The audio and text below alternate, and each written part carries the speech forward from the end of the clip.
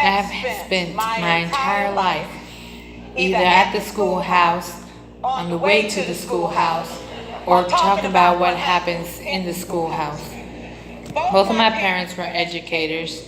My maternal grandparents were educators. And for the past 40 years, I've done the same thing. And so, needless to say, over those years, I've had a chance to look at education reforms from a lot of perspectives. Some of those reforms have been good, some of them have been not so good, and we know why kids drop out. We know why kids don't learn. It's either poverty, low attendance, negative peer influences. We know why. But one of the things that we never discuss, or we rarely discuss, is the value and importance of human connection. Relationships. James Comer says that no significant learning can occur without significant relationships. George Washington Harvard says that all learning is understanding relationships. Everyone in this room has been affected by a teacher or an adult. For years, I have watched people teach.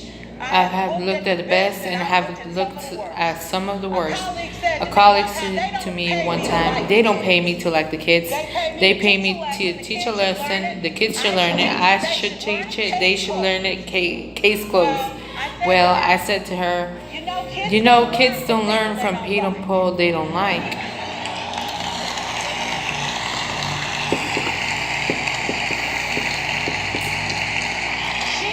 She said, well, that's just a bunch of hooey. And I said to her, well, your year is going to be long and arduous, dear.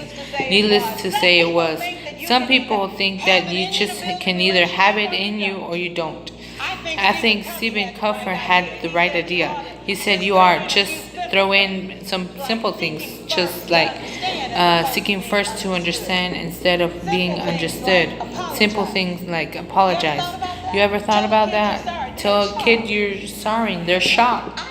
I taught a lesson once on rations, and I'm not really good at math, but I was working on it. And I got back at that teacher edition, and I taught the whole lesson wrong. So I came back to class the next day, and I said, look guys, I need to apologize. I taught the whole lesson wrong. I'm so sorry. And as they say, that's okay, Miss Pearson. You were so excited, we just let you go.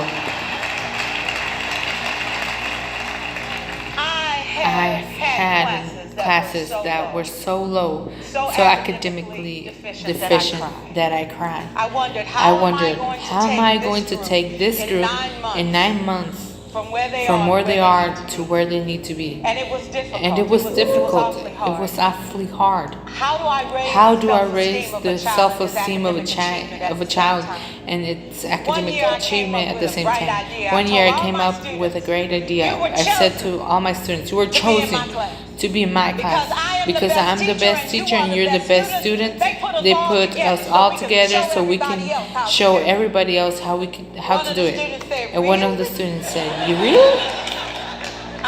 And I said, really? We have to show all the other classes how to do it. So when we walk down the hall, people will notice us. So you can't make noise, you just have to strut.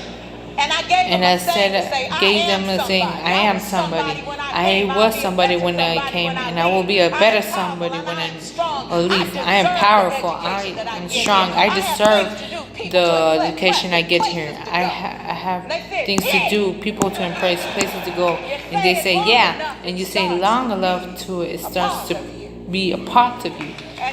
And so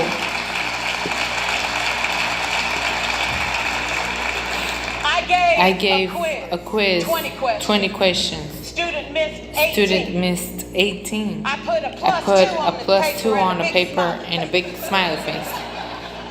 He said, Miss Pearson, is this an F? I said, yes. And he said, well, then why you put a smiley face? I said, because you're on the roll. You got 2 right. You didn't miss them all. I said, if we review this, won't you do better? He said, yes, ma'am, I can do better. You see, -18 sucks all the life of you. +2 says, I ain't all bad.